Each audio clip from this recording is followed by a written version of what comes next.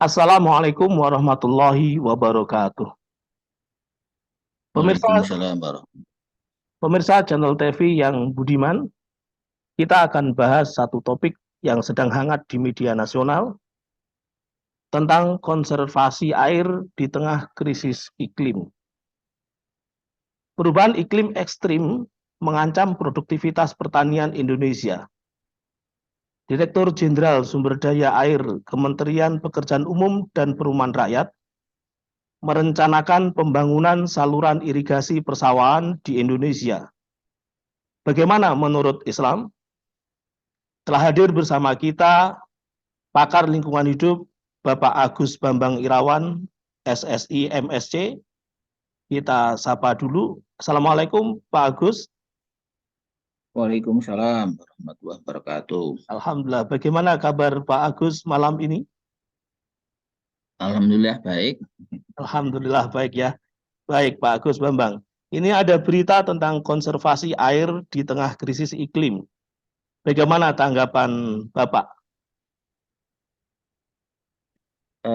Konservasi air tentunya suatu upaya yang penting bagi sebuah institusi negara, khususnya untuk menjaga keseimbangan sumber daya air yang salah satu fungsinya adalah untuk penyediaan pangan nasional.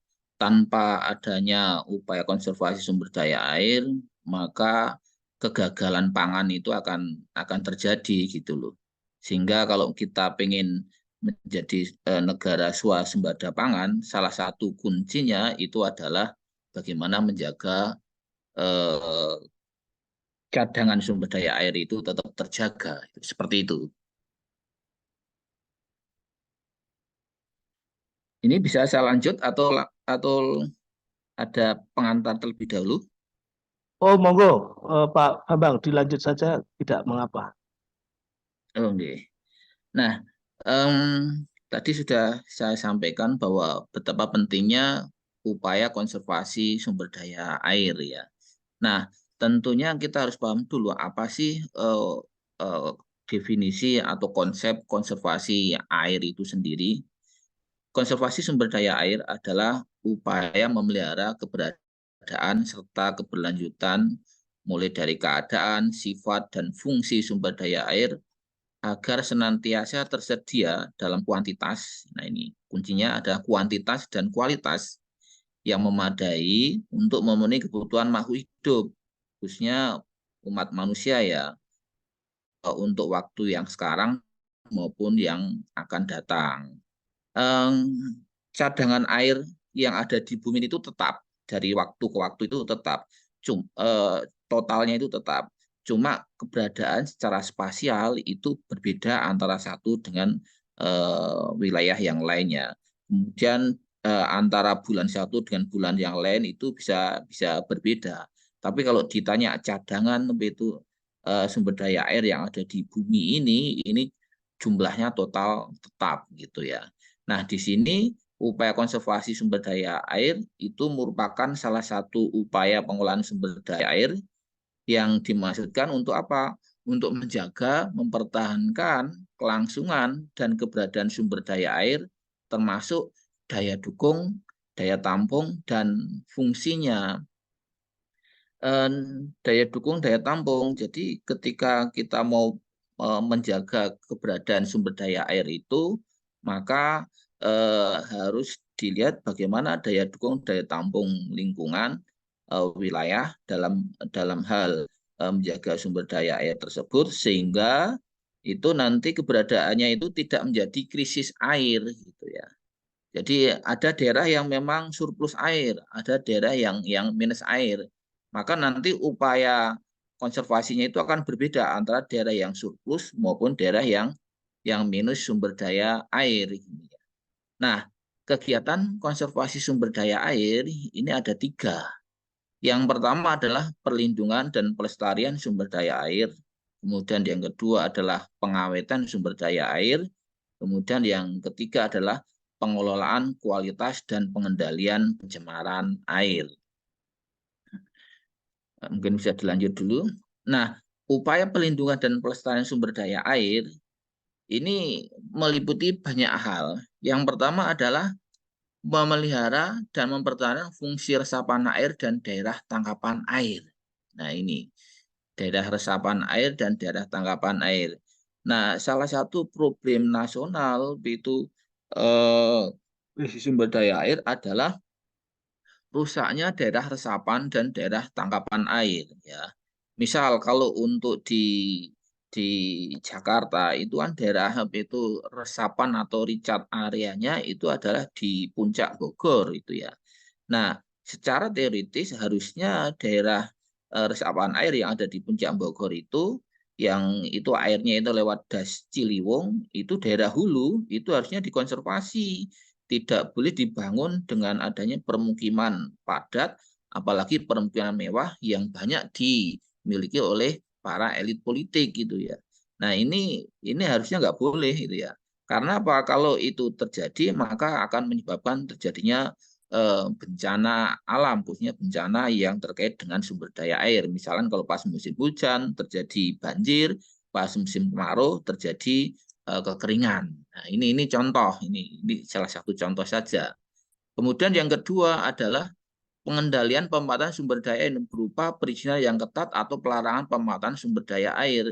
Nah, ini kadang-kadang itu eh, pemanfaatan sumber daya air ini eh, gimana ya itu ada yang daerah itu yang eh, kaya akan sumber daya air tapi masyarakatnya minim mengakses itu ya. Karena apa? Ini penerapannya adalah penerapan sistem liberal kapitalis gitu ya. Siapa yang mempunyai modal besar dia bisa menguasai aset vital, salah satunya adalah sumber daya air yang jumlahnya banyak. Misalkan seperti sekarang itu air dijual belikan dalam air mineral atau air kemasan yang mana masyarakat sekitar itu kadang agak kesulitan mengakses itu air itu ya. Kemudian pengisian air pada sumber air seperti pemindahan aliran air dari satu daerah aliran sungai ke daerah aliran sungai lainnya dengan pengerjaan sudetan, interkoneksi atau suplesi serta melakukan imbuhan air tanah. Ya. Kemudian keempat, pengaturan sarana dan prasarana sanitasi seperti pengolahan air limbah dan persampahan. Nah, ini penting ini masalah pengolahan air limbah ini karena nanti kaitannya adalah bagaimana melindungi dan melestarikan sumber daya air supaya air itu baik secara kuantitas maupun kualitas itu tetap terjaga.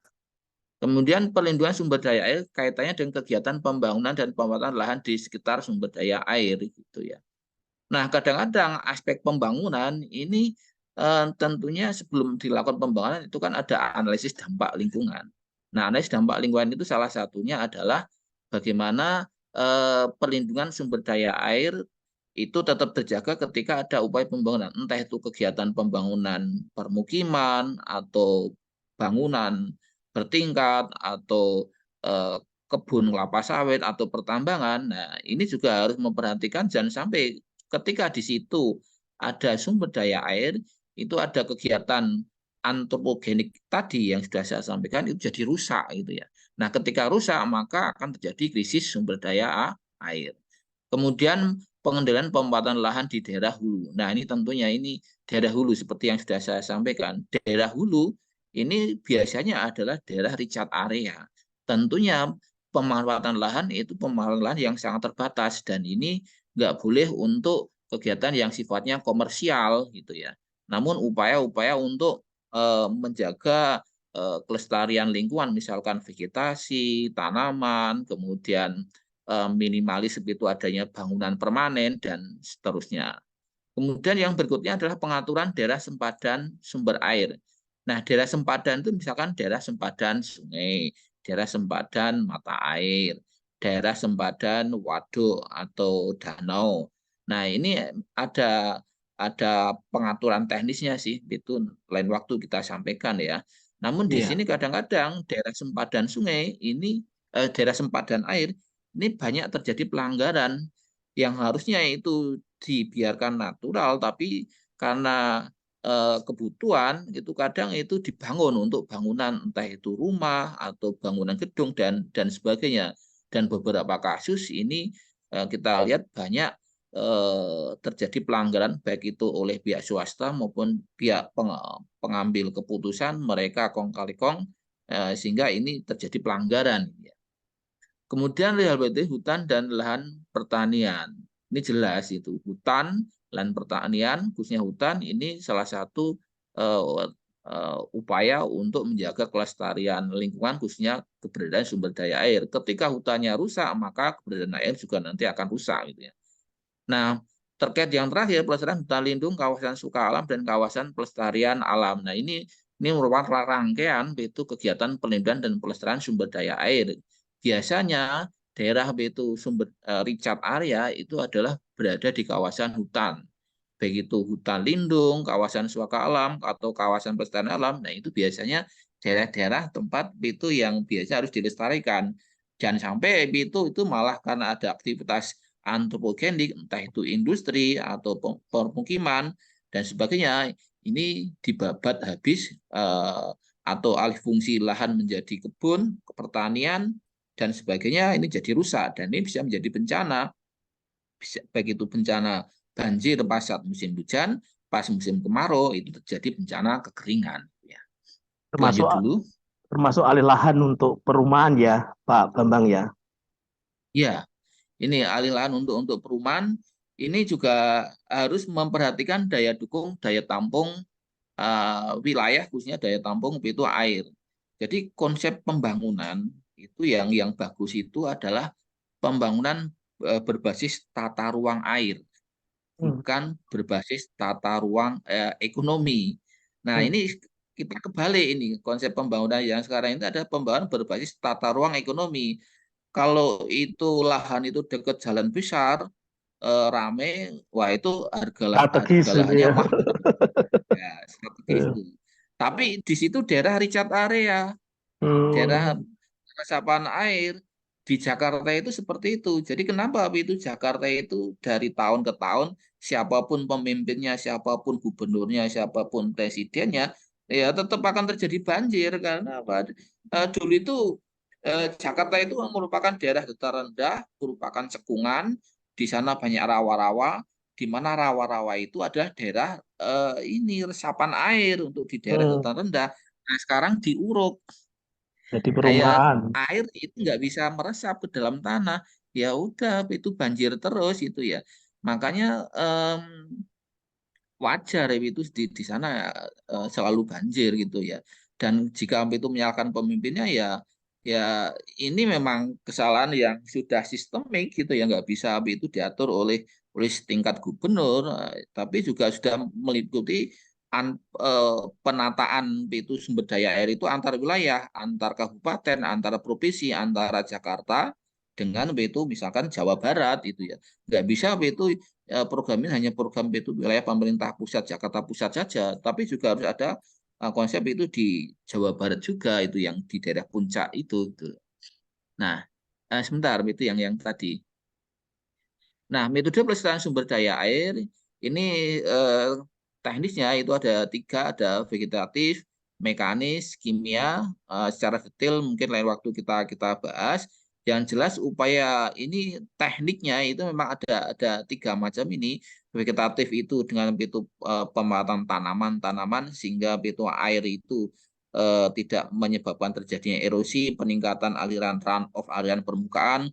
Kemudian mekanis itu bagaimana membuat aliran air itu tidak langsung mengalir, tapi gimana dia itu bisa tertahan sehingga dia bisa diresapkan ke dalam tanah. Kemudian kalau secara kimia itu misalkan penambahan bahan-bahan pembenah tanah yang mana air itu ketika masuk ke dalam tanah itu nanti akan diikat oleh bahan pembenah tanah tadi sehingga air itu cadangannya akan meningkat. Itu ini teknis banget ini ya. Oke, lanjut. Nah, pengawetan air. Kalau tadi kan upaya perlindungan dan pelestarian lingkungan. Nah, kemudian yang berikutnya adalah pengawetan air. Nah, pengawetan air itu apa yang dimaksud dengan pengawetan air? Jadi pengawetan air itu adalah upaya memelihara keberadaan dan ketersediaan air atau kuantitas air, baik itu air permukaan maupun air tanah sesuai dengan fungsi dan manfaatnya. Jadi upaya menjaga kuantitas ini ya, kuantitas air, ya, kuantitas air baik air permukaan maupun air tanah. Kita bisa lihat itu di daerah saudara kita di Jogja, daerah Gunung Kidul, yang itu daerah perbukitan kapur atau perbukitan kas, itu di permukaan krisis air. Tapi di dalam tanah, di sana banyak air, yaitu lewat sungai-sungai bawah tanah. Sehingga gimana itu upaya itu untuk menyediakan sumber daya air di daerah itu kayak Gunung Kidul. Salah satunya adalah bagaimana itu melakukan pengeboran, membuat itu sumur-sumur bor yang sampai menembus air sungai bawah tanah, gitu ya. Jadi jangan dikira oh Gunung Kidul krisis air, iya itu di permukaan, tapi di dalam tanah itu kaya akan sumber daya air Air. ini. Nah, pengolahan kuantitas itu dibagi menjadi dua, kuantitas air itu air permukaan maupun air bawah permukaan atau air tanah. Yang pertama, pengolahan kuantitas air permukaan. Nah, pengolahan kuantitas air permukaan itu pertama adalah pengendalian aliran permukaan. Nah, pengendalian aliran permukaan yang dimaksud kalau ketika hujan akan terjadi aliran runoff atau aliran permukaan. Nah, ini air ini gimana caranya itu jangan sampai terbuang percuma mengalir gitu saja, namun Hmm. nanti dengan adanya misalnya yang tahap kedua yaitu misalnya dipanen. Entah itu pakai tampungan air hujan, kalau skala besar itu dibuatin embung, waduk dan sebagainya, yang mana fungsinya itu adalah menjaga supaya air hujan itu tidak langsung mengalir dari hulu ke hilir dalam waktu yang cepat. Kalau itu waktu ngalirnya terlalu cepat, maka air itu tidak bisa di Ditahan. ditahan atau diresapin, sehingga itu nanti cuma berpindah tempat aja langsung dari misalkan dari Merapi langsung ke Laut Selatan ini ya. Kalau Kritis. bisa air itu jangan langsung gitu, tapi ditahan dulu gitu ya. Tuh. Nah, kemudian yang ketiga adalah meningkatkan kapasitas infiltrasi tanah. Nah, ini em, dampak pembangunan itu akan menyebabkan terjadinya pengerasan itu permukaan tanah. Nah, ketika terjadi pengerasan permukaan tanah, kita lihat maka apa yang terjadi, air itu jadi akan sulit untuk masuk ke dalam tanah. Akibatnya apa? Nah, ini bisa terjadi banjir. Nah, kemudian jangka waktu berikutnya musim kemarau akan terjadi krisis krisis air. Maka salah satu upayanya adalah ketika itu melakukan pembangunan, maka diiringi dengan ini adanya upaya infiltrasi air ke dalam tanah, yaitu misalkan adanya pembuatan sumur-sumur resapan. Nah, kadang-kadang itu dari pihak pemakarsa, itu pemilik usaha, entah itu bangunan atau gedung, mereka curi-curi gimana caranya agar mereka tidak taat dalam hal membuat sumur-sumur resapan. Ada aturannya, itu ada aturannya. Ketika Hmm. bangunan 1.000 meter persegi ini jumlah sumur resapannya harus berapa. Nah, itu ada aturan teknisnya. Ini seperti itu ya. Iya, Ini iya. untuk yang kuantitas air permukaan. Kemudian yang berikutnya pengelolaan kuantitas air tanah. Nah, Nah, kuantitas air tanah ini khususnya adalah cadangan air yang ada di dalam tanah, yaitu sistem aquifer, baik aquifer dalam maupun aquifer dangkal. Ya. Nah, jadi salah satunya tadi pembuatan resapan air. Resapan air itu kalau itu untuk yang dangkal itu cuma sumur resapan biasa, tapi kalau yang dalam itu memang ada resapan yang airnya itu masuk ke dalam aquifer yang dalam. Nah, Iya. yang berikutnya itu adalah Hmm. upaya pengendalian pengembalian air tanah gitu ya. Nah, em, daerah untuk daerah yang padat penduduknya, kemudian pembangunannya masif, industrinya masif, maka pengendalian air itu juga harus dikontrol, tidak boleh berlebihan. Karena kalau tidak bisa dikontrol, maka akan terjadi bencana. Kita bisa lihat itu kasus di kota-kota besar seperti Surabaya, Semarang, Jakarta. Itu pengambilan air tanah oleh gedung-gedung bertingkat pencakar langit itu masif Hmm. sekali, sehingga menyebabkan terjadinya penurunan eh, tanah, ya, Iya, elevasi iya. tanah. Kemudian yang berikutnya terjadi intrusi air laut. Sehingga kita bisa lihat di sana air laut itu sudah merembes ke daratan, sehingga air tanah itu nggak bisa dikonsumsi lagi gitu ya. Ya, Nah, ya. ini dampak, makanya harus harus ada upaya pengendalian, jangan sampai ini bisa menyebabkan terjadinya intrusi air laut untuk daerah-daerah yang dekat pantai ataupun penurunan tanah gitu. Iya, iya. Oke, lanjut. Nah, kemudian yang terakhir adalah pengolahan kualitas air dan pengendalian pencemaran. Nah, tentunya kita mengkonsumsi air tentunya bukan hanya dari segi kuantitas saja, tapi juga harus kualitas airnya itu juga harus tetap terjaga ini ya. Nah, kualitas air itu dibagi menjadi 4, yaitu kelas 1, kelas 2, kelas 3, kelas 4. Kelas 1 itu adalah air yang eh, peruntukannya ini dapat digunakan sebagai air baku, air minum. Nah, Iya, ini. iya, iya. Jadi, nah, kadang-kadang aktivitas pembangunan yang khususnya menyasar daerah hulu, daerah Richard area, di situ ada sumber daya air yang itu kelas 1. Nah, ketika ada pembangunan, kadang tidak memperhatikan sumber daya air yang ada di situ, sehingga airnya tercemar, terjadi penurunan kelas dari kelas 1 menjadi kelas 2 atau kelas 3. Nah, ini rugi sekali karena proses untuk mengembalikan ke kelas 1 ini prosesnya panjang ya. Eh, Prosesnya Pak yang itu dibuat dibuat apa itu semacam teknologi pengolahan air besi, pengolahan air limbah dan sebagainya. Nah, ini membutuhkan investasi biaya yang cukup cukup tinggi gitu ya. Kemudian ada kelas 2. Kelas 2 itu peruntukannya untuk prasarana sarana rekreasi air dan seterusnya gitu ya. Kelas 3 Iya. air yang peruntukannya dapat digunakan untuk pembudidayaan ikan air tawar, peternakan, air mengairi tanaman dan seterusnya. Kemudian kelas 4 adalah air yang peruntukan dapat digunakan untuk mengairi pertanaman atau peruntukan lainnya. Nah, yang paling rendah itu kelas Kelas 4. kelas 4 ini. Iya, iya. Jadi pengelolaan kualitas air ini adalah menjaga agar kualitas air itu sesuai dengan ini peruntukannya. Dia itu masuk kelas berapa gitu loh. Kalau kelas 1 ya tetap dijaga kelas 1, kalau kelas 2 ya tetap dijaga kelas kelas 2 Dua. ini. Ini seperti ini. Oke, lanjut. Nah, Iya, iya. bagaimana upaya pengendalian pencemaran air?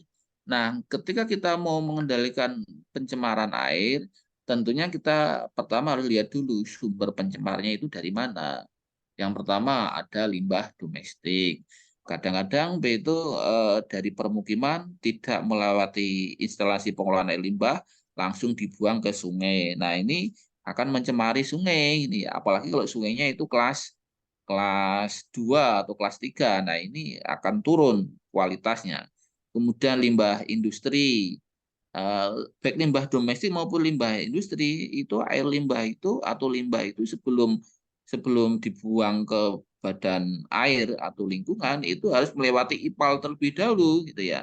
Nah, di sini kadang-kadang kita lihat banyak banyak dijumpai masyarakat umum ataupun swasta atau industri ini membuang limbahnya ke lingkungan tanpa melewati IPAL. Namun kalau sekarang memang sudah banyak apa itu peraturan-peraturan dari negeri ini, pemerintah itu yang membuat supaya apa itu sebelum dibuang itu harus dilewatin IPAL terlebih dahulu ya. Namun ketika suatu daerah belum terfasilitasi instalasi pengolahan air limbah, ya akhirnya mereka membuang gitu ya, membuang ke sungai, ke badan air, ke air tanah dan seterusnya. Kemudian limbah pertanian juga ya, misalkan dari penggunaan pupuk, penggunaan pestisida, obat-obatan pertanian dan sebagainya. Nah, ini juga bisa menyebabkan terjadinya sumber pencemar bagi air yang ada di sekitar. Kemudian yang tidak kalah pentingnya adalah limbah pertambangan, limbah industri pertambangan, limbah industri migas Pabum, yang mana khususnya dari limbah pertambangan, aktivitas penambangan kadang-kadang menghasilkan sedimen atau tiling yang ini dibuang ke badan air sehingga terjadi pendangkalan atau sedimentasi, sehingga ini bisa merusak sumber daya air yang ada di situ, entah itu sungai, entah itu budidaya air di pantai atau air laut, ini rusak. Kita bisa lihat itu kasus pencemaran itu dari industri pertambangan, misalkan dari penambangan nikel begitu yang ada di Sulawesi. Ini masif Iya. sekali, salah satunya adalah ini kerusakan sumber daya air dari pembuangan tiling atau sedimen hasil itu yang masuk ke badan air sehingga merusak kualitas air. Nah, ini harusnya sebelum dibuang ke badan air atau lingkungan itu harus ada instalasi pengolahan air terlebih dahulu, dan itu Hmm. harus ada baku mutunya juga. Kalau tadi ada kelas kelas air kelas 1, kelas Nah, 2, kelas 3, ada baku mutu pembuangan limbah. Itu ada baku mutunya. Dan setiap jenis industri, setiap jenis aktivitas ini baku mutunya berbeda-beda ini ya. Dan iya, ini iya, iya, sebelum iya, dibuang harus terpenuhi gitu ya. iya, Nah, iya. kemudian yang terakhir bagaimana pengendalian pencemarannya? Oh Pengendalian iya. pencemarannya itu jadi dua, secara teknis maupun cara non teknis. Saya pikir kalau cara teknis yang pertama ya pembuatan instalasi pengolahan air limbah, kemudian pembelian lokasi industri-industri agar itu lokasi industrinya Hmm. itu jangan sampai industri berada di daerah hulu atau daerah recharge area. Wah, ini rusak Daerah ya. sumber air Khususnya itu ya. Iya. nah, daerah Semarang itu tata ruangnya, mohon maaf ini ya kacau. Iya. Ini Iya, ini iya, iya. Hmm. di Semarang. Pak Agus Kemudian Bambang, Pak Agus Bambang, mohon maaf Pak Agus Bambang, mengingat waktu kita yang terbatas Pak Agus Bambang. Saya terima kasih sekali komentar terkait dengan pengelolaan sistem irigasi, sistem pengairan yang ada di Indonesia selama ini secara mikro sangat terbayang dengan apa yang Pak Agus Bambang jelaskan. Eh, ini saya mau minta pendapat Pak Agus Bambang terkait dengan rencana rencana Direktur Jenderal Sumber Daya Air yang mau mengadakan pembangunan saluran irigasi persawahan itu Pak Agus Bambang. Waktu kita sangat terbatas Pak Agus Bambang. Mohon komentar Pak Agus Bambang barang 2 menit ke depan. oh nggih. Nah, rencana pembangunan saluran irigasi, saya pikir itu bagus ya. Namun komentar saya jangan sampai itu cuma sekedar proyek saja. Karena apa? Kita lihat lahan-lahan pertanian yang ada di sekitar kita ini tuh banyak yang tidak teraliri gitu ya. Gimana caranya saluran irigasi ini bisa eh, bisa masuk ke daerah-daerah yang memang selama ini sulit gitu ya.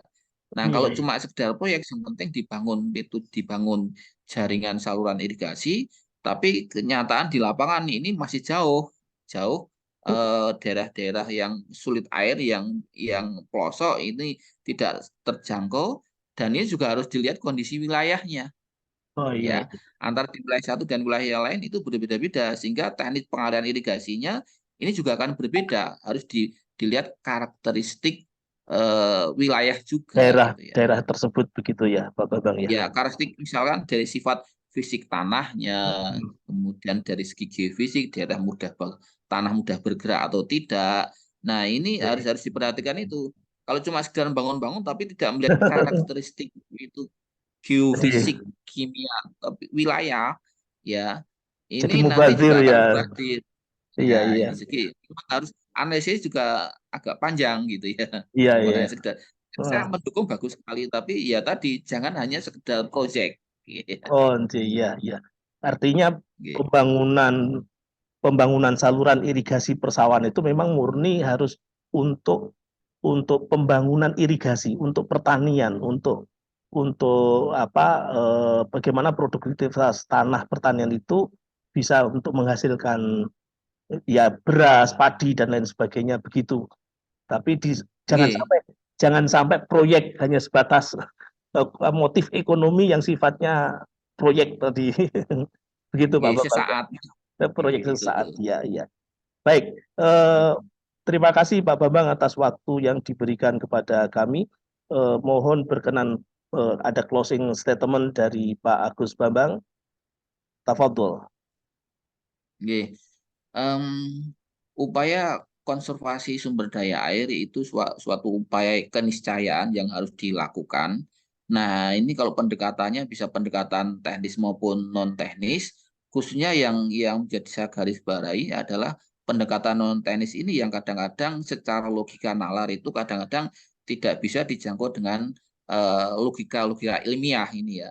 Dan ini kadang terjadi banyak pelanggaran. Nah, untuk hal ini saya berharap, saya memohon kepada itu aparat itu atau pihak pemerintah yang punya kompetensi yang memadai untuk ya bersikap profesional dan adil. Jangan sampai Iya, iya. daerah yang itu dilindungi tapi itu diizinkan itu untuk pembangunan. Jadi konsepnya seperti tadi, pembangunan berbasis tata ruang air, bukan berbasis Pembangunan, tata ruang ekonomi. iya, iya. Pembangunan berbasis tata ruang air. Ya. Terima Oke. kasih atas clue dari statement Pak Agus Bambang atas tanggapannya. Ya, semoga tetap semangat dalam dakwah lingkungan hidupnya, Pak Agus Bambang. Amin, Oke, amin. Ya. sama-sama.